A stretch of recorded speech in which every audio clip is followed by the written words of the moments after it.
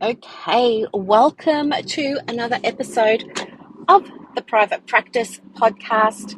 So pleased that you're here. And yes, we're on the road again, as you can probably hear. It's Friday, and just had a flashback to The Cure. I was going to say, it's Friday, I'm in love. And actually, I am. I'm in love with my private practice and being able to have days off. I hope that you're in love with your practice too, but if you're not, we're going to hopefully try and fix that today, because I want to talk with you about 5 signs that you've got a sustainability problem with your business. The reason that I want to talk about this is so that you can fix them if you've got them.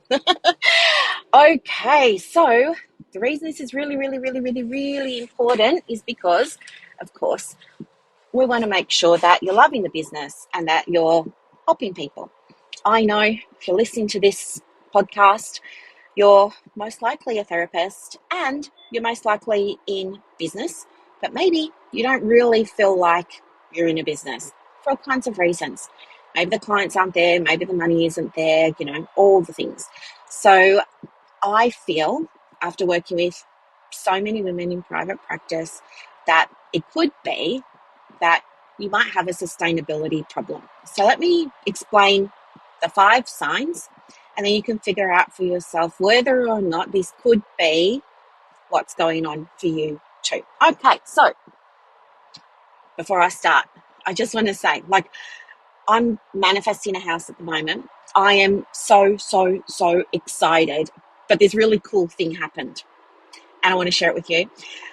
So as part of the manifestation, of course, I want to visualize the house. And in my mind, before I even saw pictures or anything like that, in my mind, I created my ideal new home. It has a seamless indoor-outdoor living area. I can be in the outdoor area even when it's raining with Buddy, and it's still great. There's a couch out there, there's a bench out there, there's storage out there, there's a little coffee table that's got like a fire in it, like one of those little fire pit things.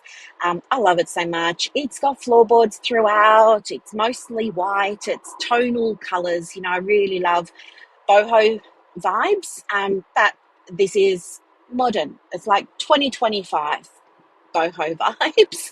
It's got everything that closes and shuts. It far exceeds my expectations. It's got 3 bedrooms. One is a study, one's my bedroom, and one is a spare bedroom. It is like really airy and light and bright. I've got a beautiful fireplace. It's electric. I just flick on a switch and boom, I've got fire. It's got a massive old-fashioned mantle around it, and above that there's either a great big mirror with a great big really ornate gold frame, or there's a great big TV and things like that. And so I've really been picturing it, even down to what I want the furniture to look like and how comfortable it is, and imagining myself in it, right? And then so like most days, I'm allowing myself to sort of, in my mind, like it's a little movie, I'm unlocking the front door, and then I'm walking through my house, and it's all the things that I've been manifesting and more, right? It's even better than what I anticipated, and I'm just like blown away, and I'm like nearly crying when I'm walking through it because I can't believe it's mine. So one of the other things, like total side note, one of the other things, I use Google Meets for my online sessions when I run workshops and stuff like that. And probably about 2 years ago now, I had a background on my Google Meet, and it was like quite modern, and it looked like polished concrete. You could see like a staircase in the back. If you use Google Meets, I'm sure you can go and have a look and you see the one. It's mostly grey, and mostly grey, looked very modern. And one of my clients said to me, "Oh my gosh, is that where you live? Is that your house?" And I was like, "No, this is just a wallpaper from Google." And she said, "Oh," I was thinking to myself, "Wow, you'd really made it." And for some reason that stuck with me. So now when I'm visualizing my new house, my default, because of my old money stories, was to always like downplay everything, underplay everything. take, you know, I guess things that nobody else would really want and just try and justify like why it's good enough for me. There's things that nobody else wants. Um, like when I got my last house, it was in Hastings, and I got it in Hastings because I thought I couldn't afford, or I didn't deserve, or I didn't belong in a better area. Like I didn't. It turned out to be a great move.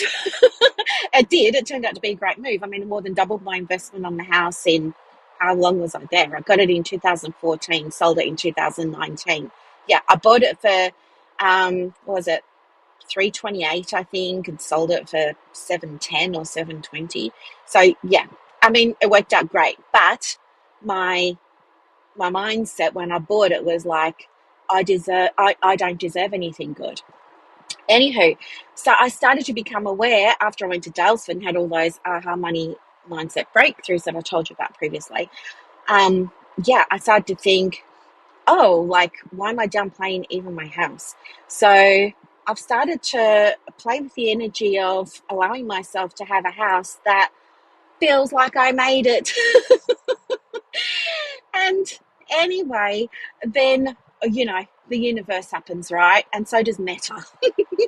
And I don't know how it works, but it's like Meta read my mind and started giving me images on my phone of interiors to houses, just showing me, I guess, what other people had been doing.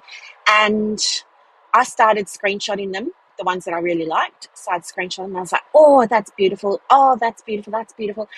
And I put them in an album on my phone called my kick-ass, oh, sorry, I shouldn't have said that, called my, what, dream home.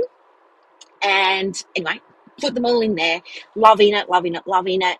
And anyway, yesterday I was in the bath because, I have a long bath at the end of every day. It's like how I decompress. And it's my routine, all that kind of stuff. I love it. Candle, water, books. I'm doing logic puzzles at the moment, loving it. But yeah, and I thought, oh, just have a quick look and see if there's any more inspiration, because I really want to get in the vibe of like, manifesting my dream home. And this thing popped up. It was a competition for a house. And I thought, oh, what's this? And I had a look and I thought, yeah, maybe I do want to enter this competition. Let's go and have a look. Clicked on the link, website came up, and it didn't really show me much, but I had this feeling like you need to enter this competition. I didn't even know really what was required to enter it. But I just had the feeling, no, you need to enter it. But I told myself, so that was my higher self speaking. And then my real self was like, oh my gosh, no, you don't need to be doing anything like this. Forget it. You don't ever win competitions. Like, other people do that. You don't. Like, anyway. And, it's like ego versus higher self. It's the angel and the devil on your shoulders, right? And anyway, so I got out of it and I went back into Instagram or Facebook, whatever I was scrolling through at the time.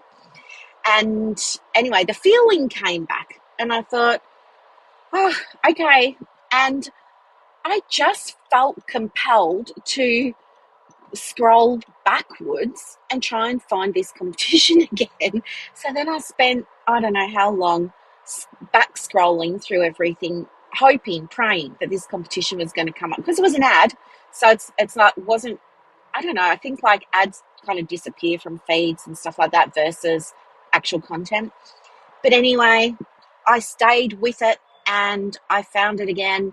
And then I tried to open it and I tried to enter the competition, and I had some form I needed to fill out that I couldn't do on my phone, could only do on my desktop, which was annoying. So then I sent myself the link on Messenger. Later that night, I was just about to go to bed, and Buddy and I were packing up, and then I remembered, oh yeah, I was going to enter that competition. So I turn on the computer again, which is annoying because who wants to reboot a computer once you've like shut everything down? But I did. I reboot the computer and then I go to my messages in Facebook and then I open it up again, get the link, go to the thing, I fill out the form, do all of that, hit submit. And then I realized I hadn't even looked at the prize. Hadn't even looked at the prize. All I knew was the prize was a house. And that was it. So anyway, I thought, yeah, okay, better go and have a look. And when I went and had a look, it had something like 47 pictures. Like, I'm not even joking. That was the actual number. I had 47 photos of the house. And I started clicking on them, and it turned into like a gallery. And then you could just like swipe on the computer. So it was like taking up my whole screen, each individual photo.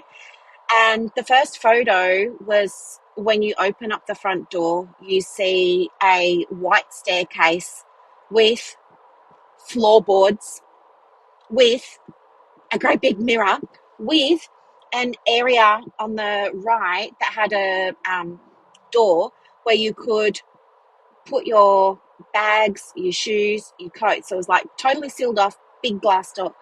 The next photo was a bedroom. And guess what? It was boho. And it had a great big, it was like a massive bed. And the bed head was like the wicker. And it was natural. It wasn't painted or anything like that. It was there. And the whole vibe of the room was boho. It had it had pendant lights hanging down that were also wicker and they were turned on. It had like a rug on the floor. There was a boho themed rug. It had nightstands with like the succulents and the plants. And then I flick on the next picture. It's the kitchen. And the kitchen was white, all white. And it had a great big island. And then on the other side of the island, it had some chairs. But what I really don't like is those islands where, they've got the chair on the other side, but you can't actually pull your chair under because you whack your knees on the island. So this one has like a bench, I guess, on top of the island that comes out so that you can put your seat under while you're sitting on it, if that makes sense. Anyway, love that. And then it had a picture of the lounge room. And guess what? There's a heater. And the heater is hybrid. You can flick it on at the flick of a switch. And guess what's above the heater? A great big mirror.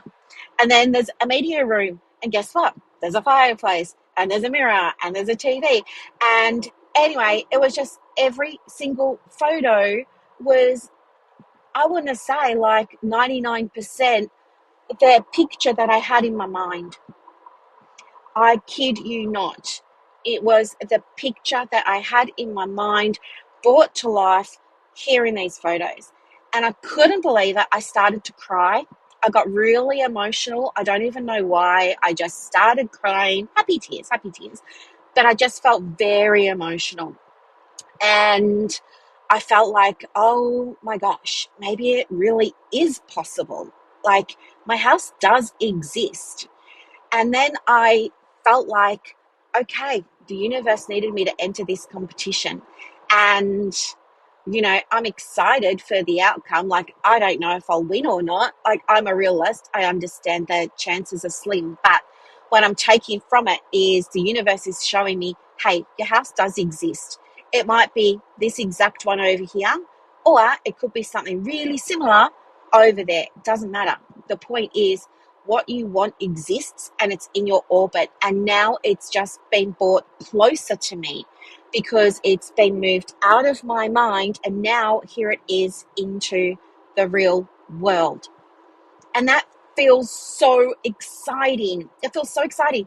And I feel like because I went and entered that competition, I've also now shown the universe, hey, I'm serious about this. Let's make it happen. Let's speed it up. And guess what?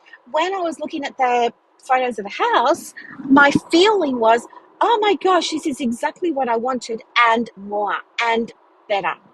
Because it had like it was like a whole house, but it was a separate sort of standalone cottage. How's that? I know. But anyway, I wanted to share that with you because it's just so exciting. Anywho, for those of you who are following me on my home manifestation journey. Okay, so let's get on to the 5 signs to know whether or not you've got a sustainability issue with the practice. Okay, maybe you do, maybe you don't. These are the 5 signs that will help you figure it out. Okay, sign number 1 is there's feast or famine in the business. So you've got a business, you got the business name, you've got the ABN, you're good to go. You've got your qualification, confident in doing the work. You know when you do the work, it works, it's effective, it helps, it's powerful. Your clients love you when you've got clients. But it's either raining or there's a drought when it comes to the bookings and the clients. It's feast or it's famine. It's this, inconsistency in terms of the bookings. That's the first sign that maybe you've got a sustainability problem. So what it can look like is if you've ever said to yourself, nobody books in over Christmas, no one books in over Easter, it's school holidays, no one's going to book in, right? All those kinds of things. And that's what you're seeing in your business. That's a sign that you've got a sustainability problem because other practices don't have that issue, right? Sustainable practices don't have that issue. They have consistency with the bookings. It's not feast or famine, right? Yes, there's always going to be ups and downs, and sometimes they might have a wait list, and sometimes they might have one, but there's only 1 or 2 people on it. Sometimes they might have one and there's 30 people on it. So yes, there's going to be fluctuations and variations, and there's always seasons in business too. That's something different, but there's seasons. It's like spring when it's all growth and everything's happening. There's winter when it's quiet. All the things in between. But generally speaking, if you're experiencing, I'm really busy, I'm run off my feet, and then a couple of weeks later it's crickets, that's a sign that you might have a sustainability problem. The second sign is you've got inconsistency when it comes to the money. In fact, you've got a financial set point with the money in the business, just like you do in your personal life with your personal money and everything. You've maybe noticed that you've also got a financial set point with the practice. And maybe it's quite low. Maybe not, but maybe it's quite low. But whatever it is, it just feels like no matter what you do, you always seem to be hovering around this fee. You've tried perhaps introducing new services. Maybe you've changed the fee for your sessions. Maybe you've introduced new products. Maybe you've tried to get passive income going. Like, it's not because of lack of trying or anything like that. But the reality is sometimes you've got, money coming in and it's more than you expected. And then other times you don't have the amount that you need. And so you panic and you freak out and you're like, how am I going to fix it? And somehow you always manage to pay your bills, but you don't always manage to pay yourself. Does that make sense? That's what I mean by like the inconsistency of the money. And you want to commit to things, right? Like maybe you want to commit to going and doing a course, but you're just not confident that you'll be able to meet the monthly repayments, right? You want to do this course, maybe it's EMDR, maybe it's Gottman's or something. And yeah, the person delivering it is like, here's what it costs. If you need a payment plan, here's a payment plan. You're delighted that there's a payment plan. You think you can manage it, but because there's the inconsistency with the money, you're not sure. And you think to yourself, what happens if I have like a really bad month and I just don't have the money to cover the cost of this course that I really want to do? And so you don't do it. And, you see that you're still on the feast or the famine, the feast or the famine. The inconsistency with the money. Okay, so that's an example there. The third sign that you could have a sustainability problem with your private practice is that you're working a lot longer than you expected you would be, that you anticipated, that you really, really want to be. And, it kind of doesn't feel good. you're feeling like the business owns you, not the other way around. What I mean by that is, I don't know, like maybe if you are coming from paid employment, you're used to having, you know, a time where you needed to start work and a time where you finished. Maybe you're used to doing 8:30 till 5.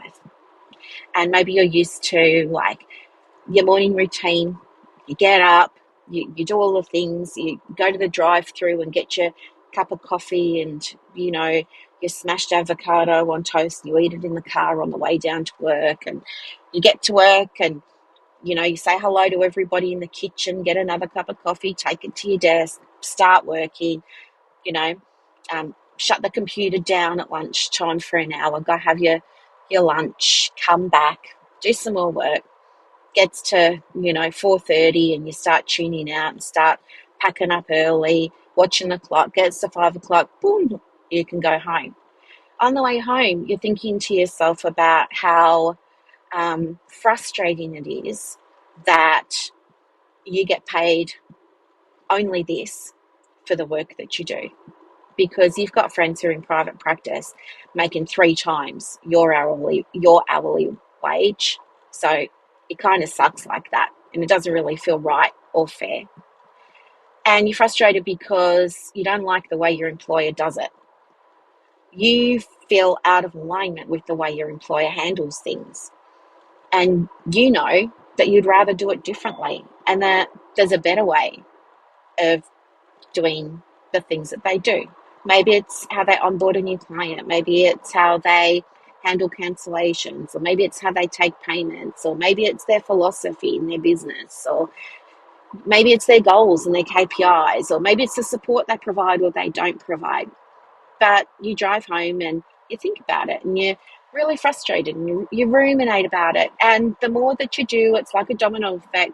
The more that you think about it, the more that you think about it, and the more things feel out of alignment, and the stronger the feeling of incongruence between how you want to help your clients and how you've got to help them the way that your employer wants you to do it becomes stronger and deeper and more and more and more noticeable, until eventually you just can't keep working for them anymore, and it's time for you to do it for yourself.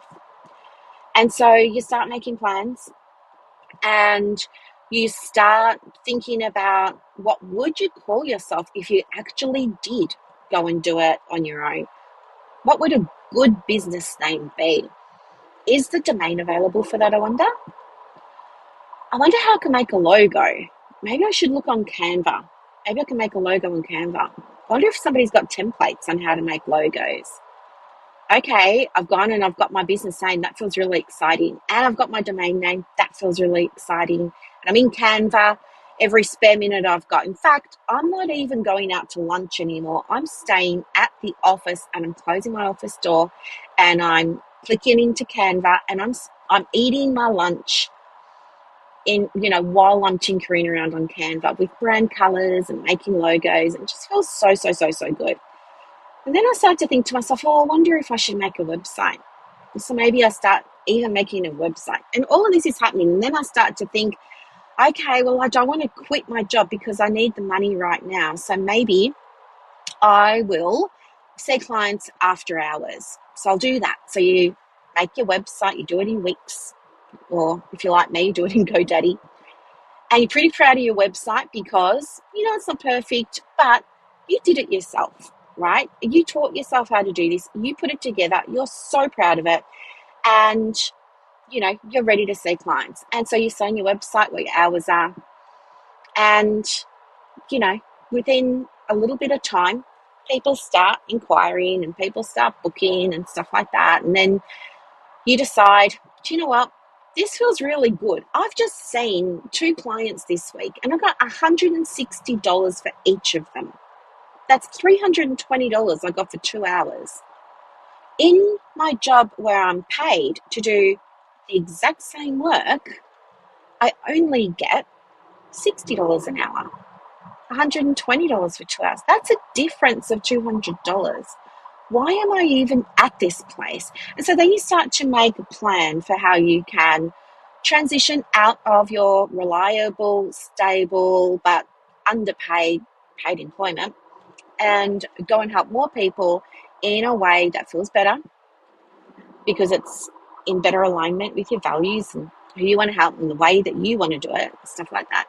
And so anyway, eventually you transition out and you're so excited because you're thinking, this is great.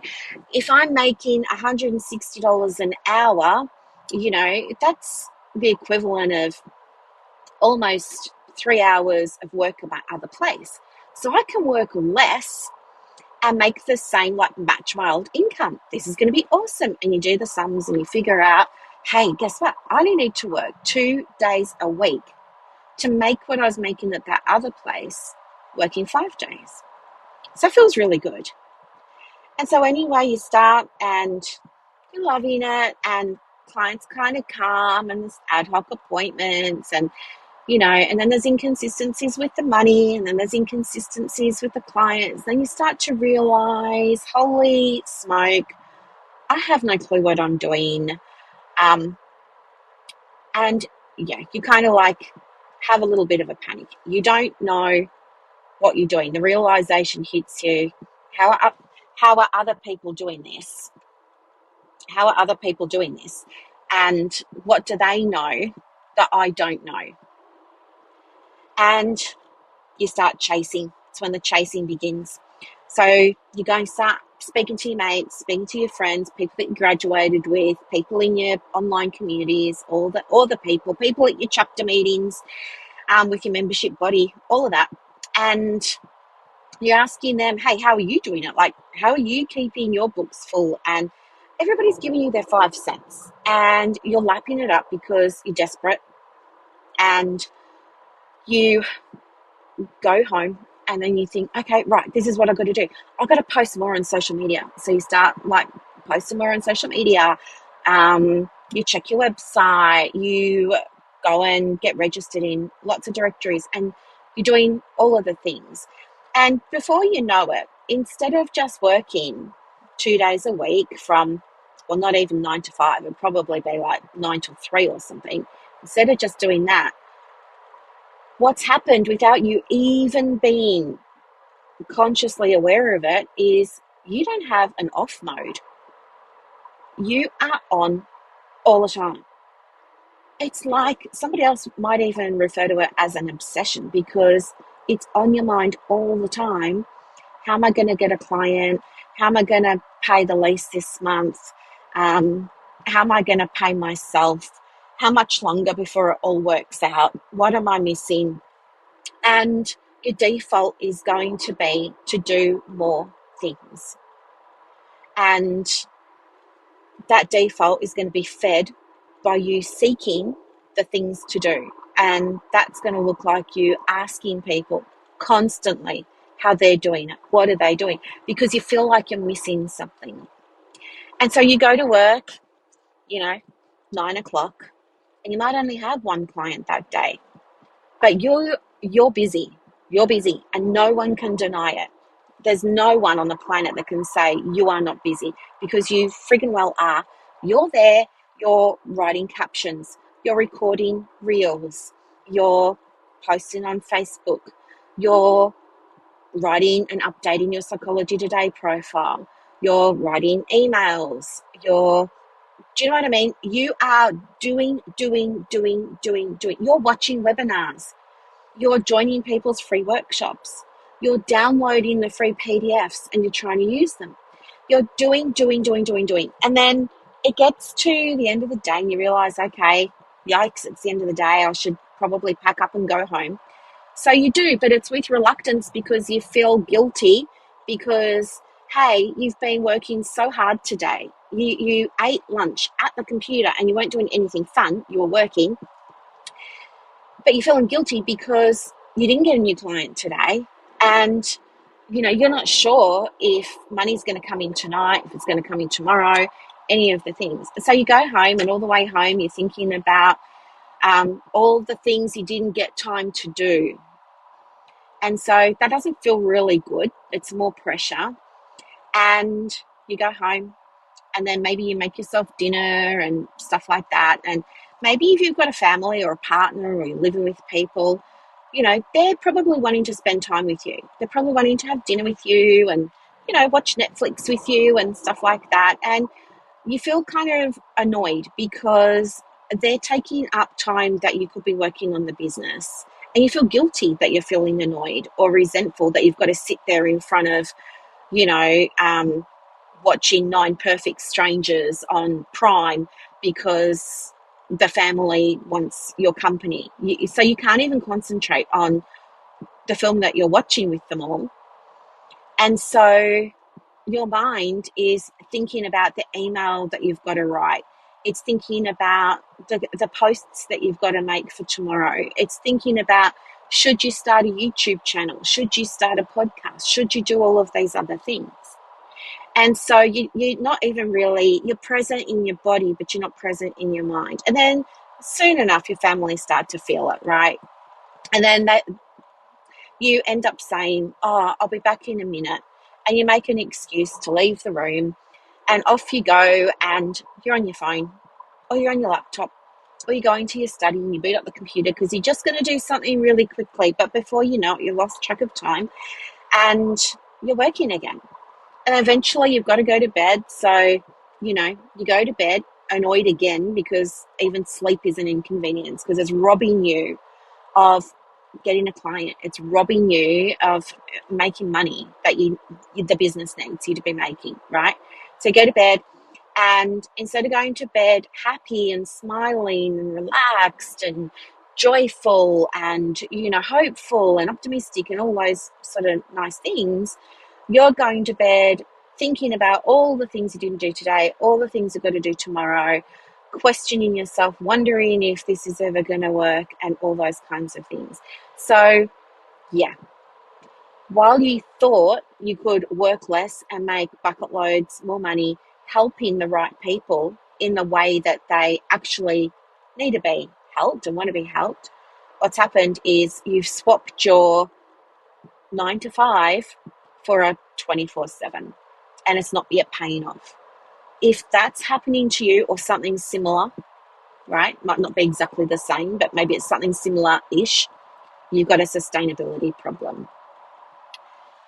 The fourth one, and I've probably covered it, no, I haven't, but the fourth one is if you've noticed that you're questioning yourself more and that the self-doubt is creeping in more and more and more, if you've noticed that you're saying to yourself, what am I doing wrong? What am I missing? How come everybody else can do this and I can't? What's wrong with me? When's it all going to work out for me?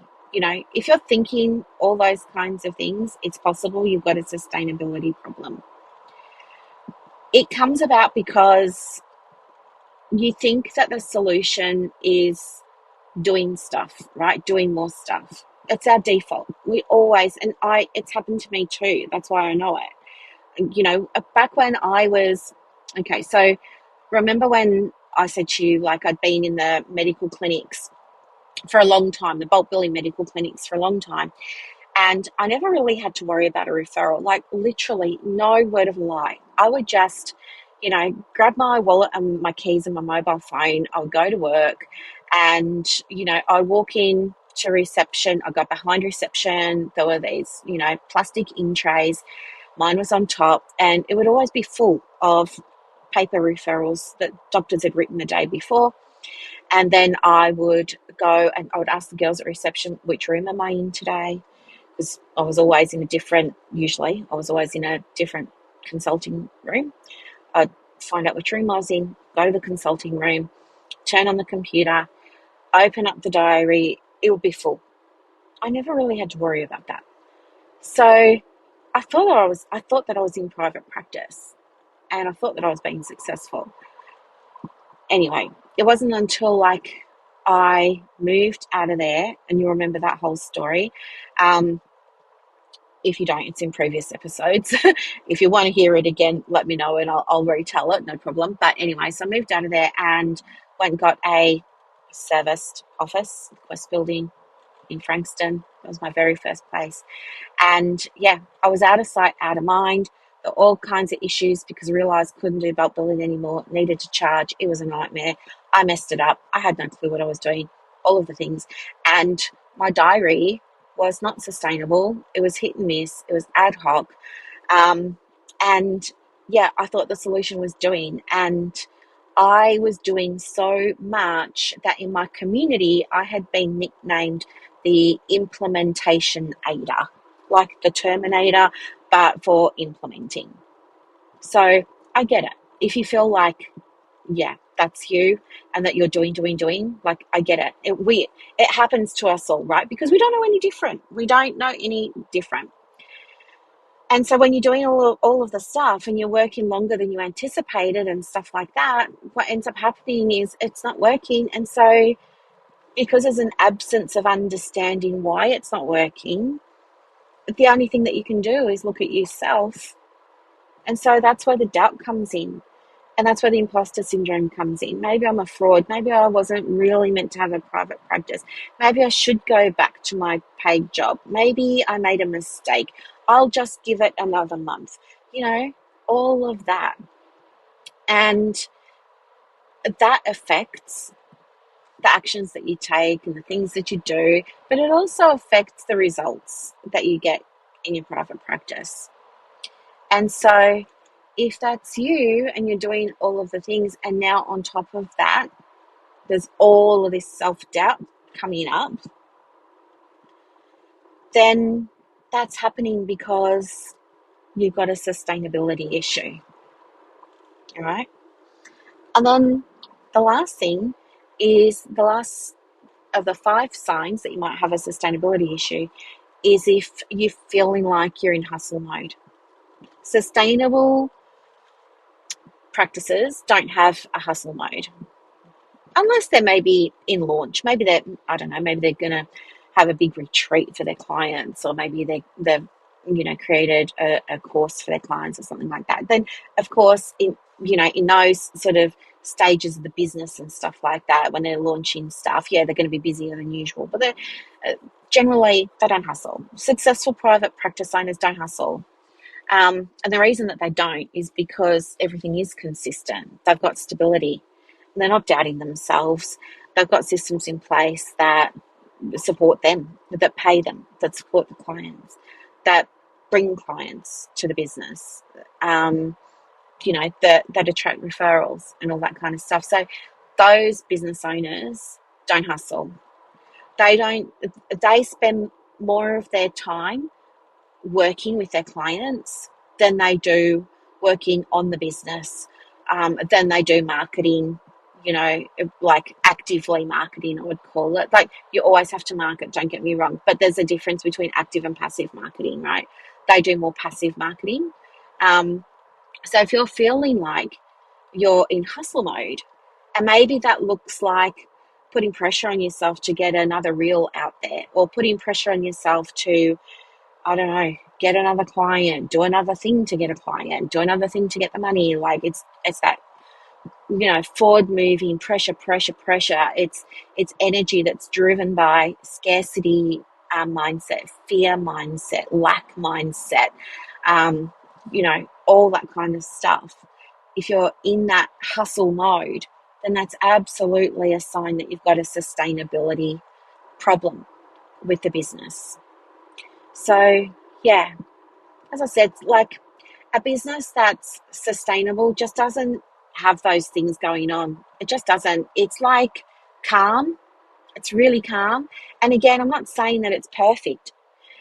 There's always going to be variations, right? But in general, by and large, a sustainable private practice has ups and downs and fluctuations that are really manageable because they have systems and processes in place. They have income, they have a bottom line, they have revenue that is increasing. So you might have a set point at the moment with your finances in your business. Maybe your set point is, I just can't break $1,000 months, right? Maybe that's your set point. You just, it doesn't matter what you do, how hard you work, You're doing so much and you just can't break that $1,000 set point. A sustainable practice doesn't deal with that, doesn't experience, that. A sustainable private practice, usually, depending on, you know, their intention and the type of business model and their philosophy and, how they like what they want to experience in their business, usually they are experiencing gradual and steady increases quarter on quarter. Just like one of the ladies did. I don't know if you saw it. Like, today's Friday. I posted it today. You will hear this episode tomorrow, being Saturday, but you can go back to my Instagram and you can have a look and you can see there was one of the ladies in Momentum. She'd been in it exactly to the day, 12 weeks, and doubled her income. And she did it without hustling. She did it without doing more things. She did it working less. She got more of her personal time back. And she's feeling excited about a business again, not ashamed or embarrassed or guilty. The self-doubt is shifting as the confidence is moving in. The confidence is becoming more and more. It's making the self-doubt be less and less. She's starting to see that she's capable. She hadn't believed that before. She went into it thinking she could, but she realized she couldn't. And now she's building a practice that is creating sustainability for her. And she's got proof of that in black and white. She's got proof of it right there. So that's what I'm saying. There's a difference between having a private practice and having one that's sustainable and one that's not. But yeah, the 5 signs of a sustainable private, the 5 signs that your private practice could have a problem with sustainability are feast or famine with bookings and money. It's having inconsistency with the bookings and the money, not being able to plan, not being able to commit to things because of the fear around, will I be able to follow through with it? It's, doing a lot more work than you've probably ever done for any other employer. You thought you would be working less and have this great lifestyle, but in fact you have minimal lifestyle and nearly everything, all your energy is going on to the business, but still nothing's really changing. You're questioning yourself, wondering if you made the right decision, wondering if you're really cut out for this, wondering what you're missing, wondering what you're doing wrong, wondering why other people can do it and you can't. Wondering how you can, get the help that you need, wondering whether or not there's another webinar or there's another free thing that you can grab that might have the answer. And then the last one is being in hustle mode, chasing. And it's not just chasing like, oh, I better do more posts on socials. It's not just about the marketing side of things and getting yourself in directories and stuff like that. You're probably also, and it's mainly due to a combination of the hustle and the self-doubt, you're thinking now that you're not good enough, perhaps. And so you feel like, oh, well, if I just had another course, if I just had another qualification. Maybe it's because I've only got a bachelor's. Maybe it's because I've only got a diploma. Maybe it's because I'm a social worker and not a psychologist. Maybe it's because I'm a play therapist and I don't have a master's. So yeah, maybe I should go and maybe that's the missing thing. So you start like looking around for more courses, more qualifications, things to do. And even that feels like a big commitment. And you don't really want to do it. You're just doing it because you feel like, I don't know, I just have no other idea why it's not working. This must be it. I can't think of anything else.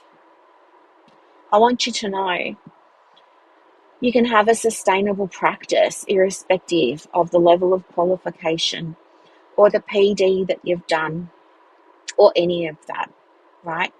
You can have a sustainable private practice that's completely bootstrapped. One of the things that I want to share with you that might help is, I think I told you before, like I use Henry.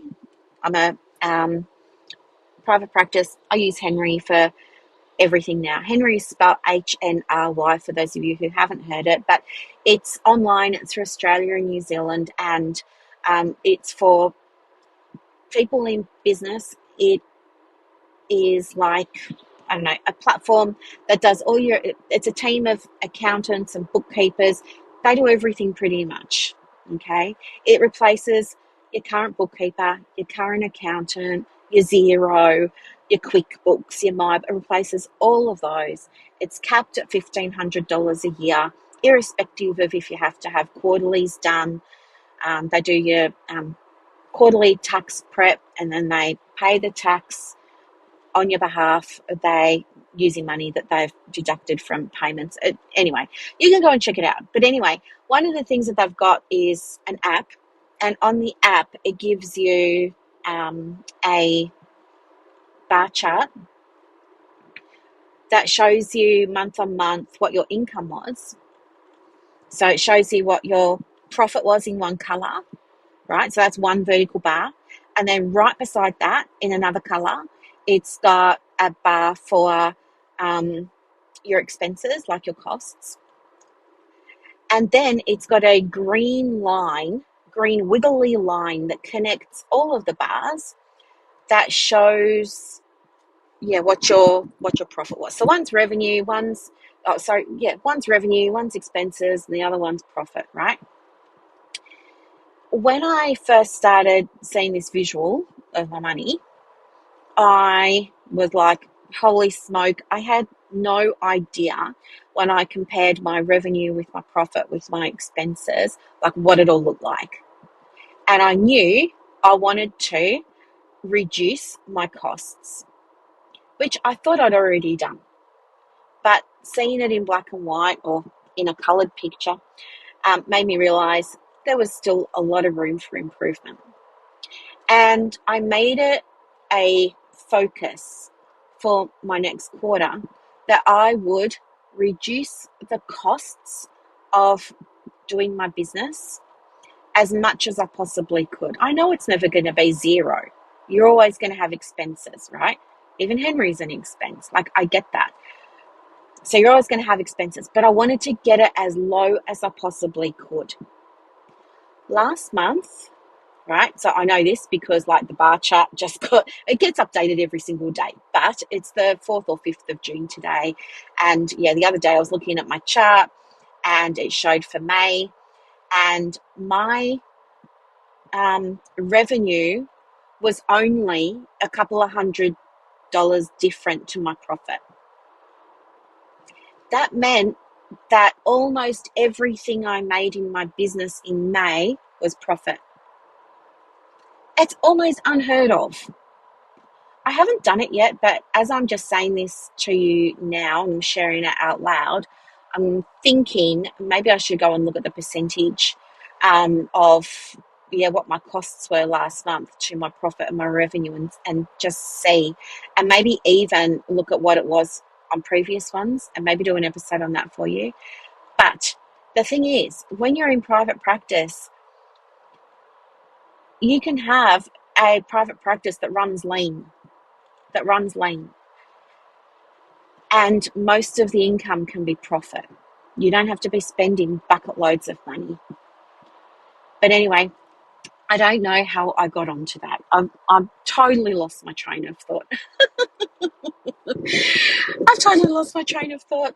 We were talking about sustainability and things like that. But know your numbers, like the Women in Momentum. One of the things that I really encourage all of them to do is track their numbers, because you want to be able to make data-driven decisions. Like somebody was saying to me last week, she said, I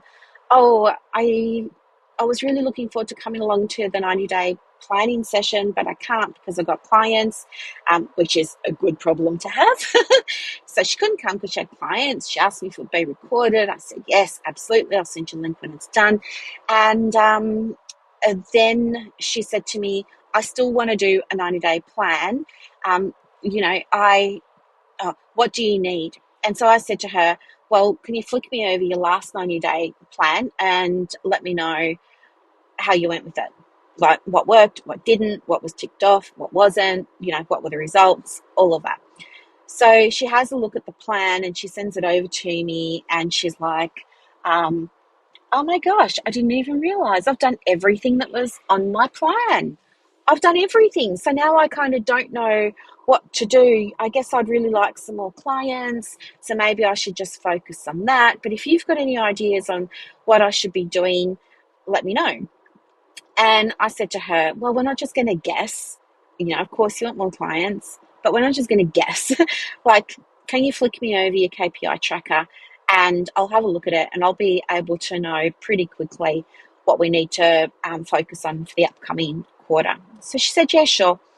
And she said, I'm not sure if I filled it all out. So I'll go and do that and then I'll come back to you. She went and filled it all out. And then she comes back to me. She sends me a message. It says, oh my goodness,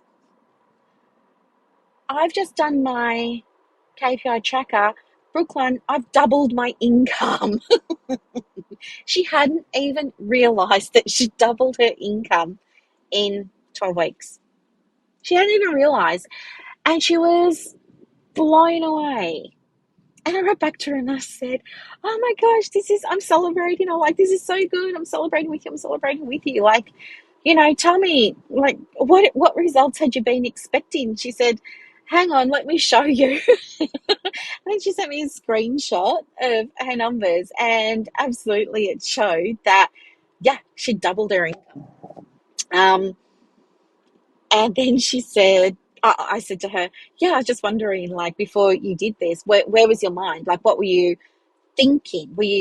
I wanted to know if she was in her head thinking it wasn't working and then seeing it in black and white made her realize, OMG, it is working. Like, because sometimes we just get so caught up in it's not working, I don't know what I'm doing, what's the next thing, So I wanted her to just be aware that that's her old mindset.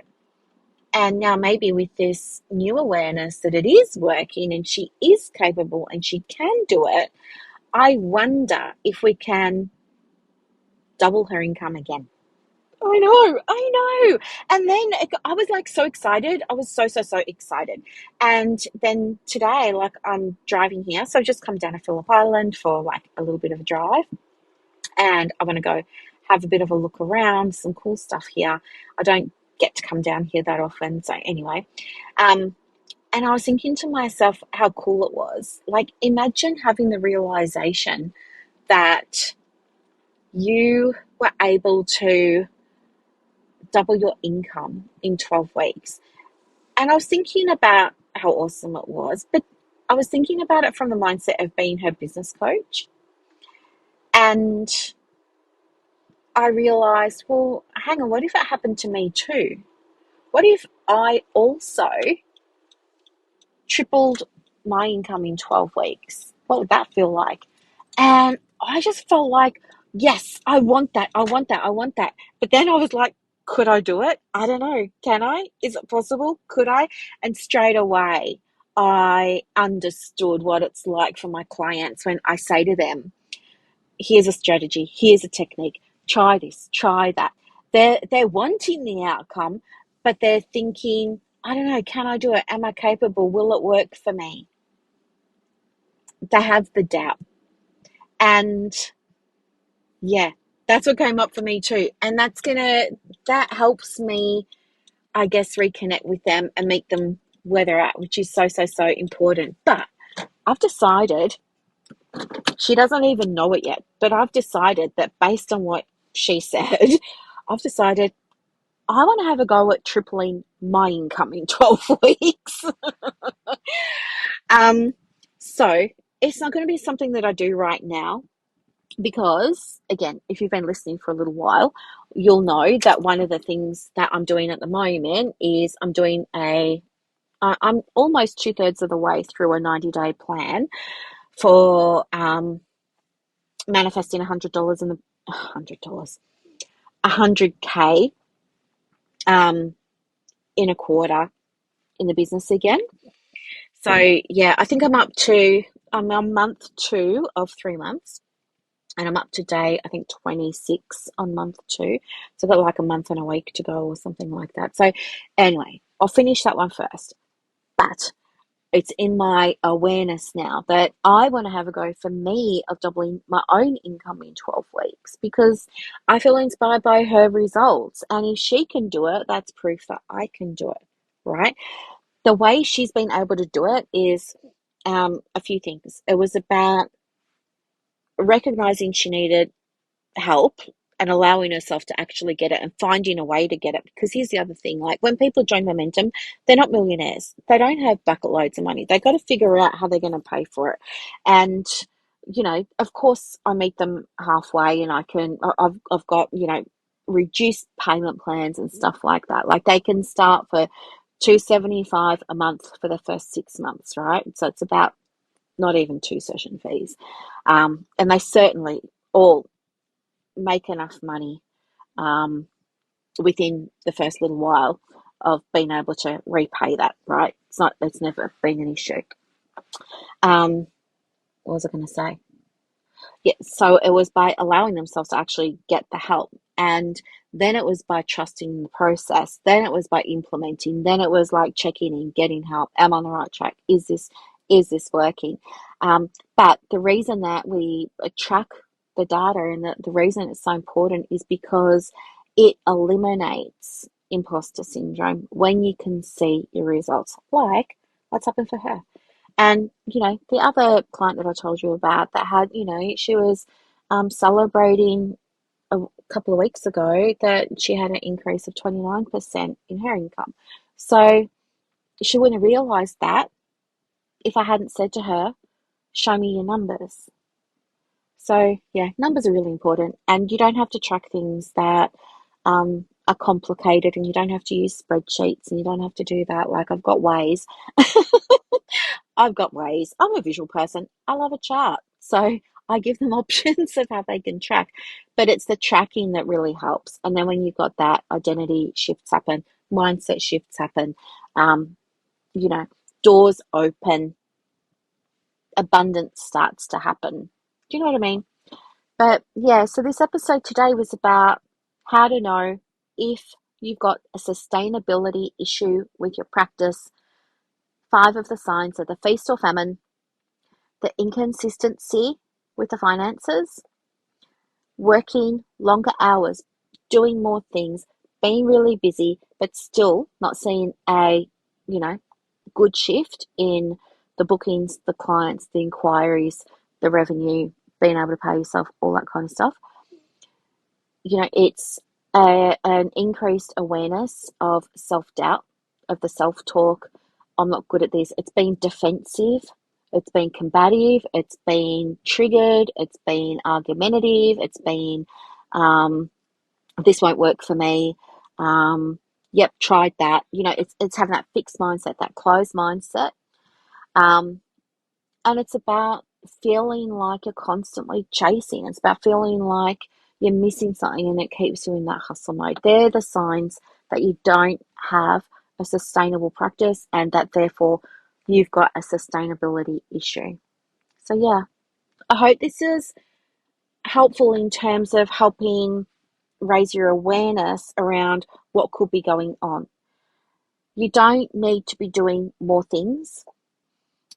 You're good at what you do in terms of the therapy. You don't need to be doing more things. You don't have a visibility issue. It's not about getting in new directories and stuff like that. It's not about, all the things that probably you're thinking it is. It's about, I guess, having a gap there in terms of understanding what sustainability looks like and understanding how to implement it in your private practice so that you can get rid of all of these 5 signs and symptoms. Anyway, that's one of the things that I really love helping people with, and it's the best. But anyway, thank you so much for listening. I hope that you have a really, really, really, really, really lovely day. If you've got any questions about anything, feel free to shoot me an email. It's just support@brooklynstorm.com.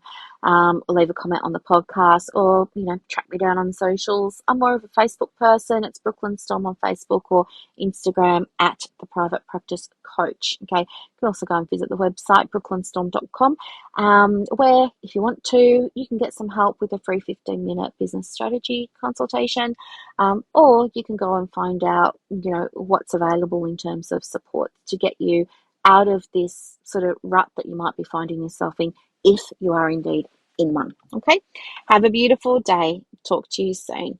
Bye.